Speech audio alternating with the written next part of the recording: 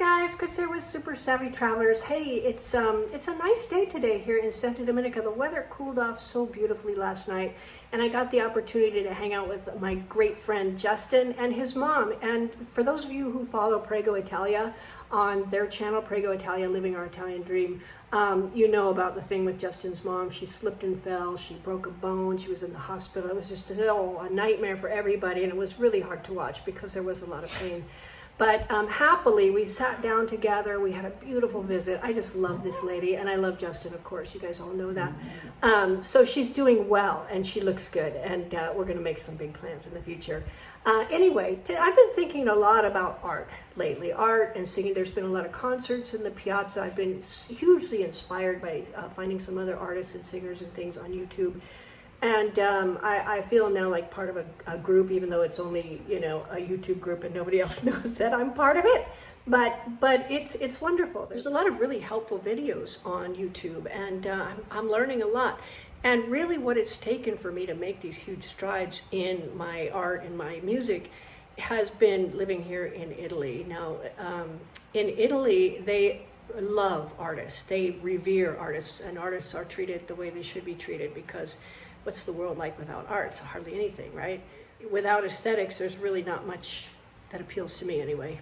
Maybe I'm the only one. In any case, it really took being in a really nurturing and safe environment for me to really open up, you know, the shell and really start rediscovering myself as an artist. It's really lovely. So I have a little message for those of you out there who are artists or not artists, but maybe struggling. I was thinking about a short story I wrote several years ago. It was called The Holy Man. And it was a story about a woman who goes through life and she starts losing her inherent abilities and her talents and closing down as a spiritual being. And suddenly she knew that someday it was all going to go away, and it was horribly painful. But she runs into the Holy Man, and he's never lost his powers, and he gives her the secret as to how she can get them back. And it's a very, it's just a nice story, and I really like it. And part of me was like, you know, after I wrote the story, about, I don't know, several months after I wrote the story, I was sitting there and I was going, well, you know, and I was feeling bad about something. I don't know what it was. But I went, wait a minute, this holy man that I created, right? He was all that was good and pure in the world, all that was perfect, all that was ideal. He, you know, you could go to him and he could answer any question. You go, oh my God, he's wise, he's beautiful, he's sympathetic, he's empathetic, you know, he loves people, he's just everything good about a being. And I'm like, well, how can I, sitting here in my sweatpants and slippers, haven't even brushed my teeth yet, how can I create this wonderful being? And I thought about it, and I thought about it, and I thought about it, and I realized that I could create that because that was me in my ideal form. And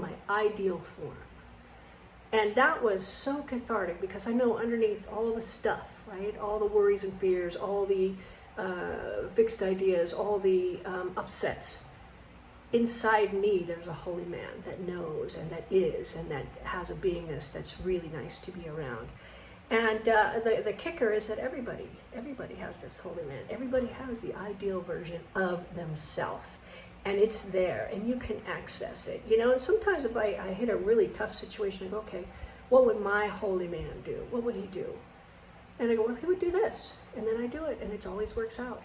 So no matter how alone you are, no matter how lonely, no matter how isolated, just always know that there's that ideal holy man inside of you.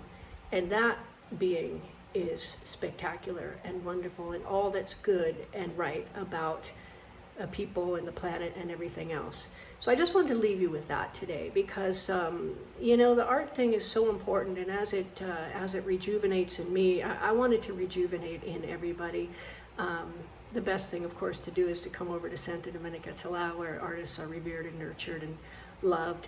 But failing that, you know, find your tribe on YouTube, stick with people that nurture you and that kind of thing. And ultimately, I think you're all going to be over here anyway, so just come over. So I'll see you guys. I'm going to do another house, or a couple houses today. They're going to be very interesting. New ones I found in Santa Dominica, so stay tuned for a Calabria property alert, and I'll see you soon.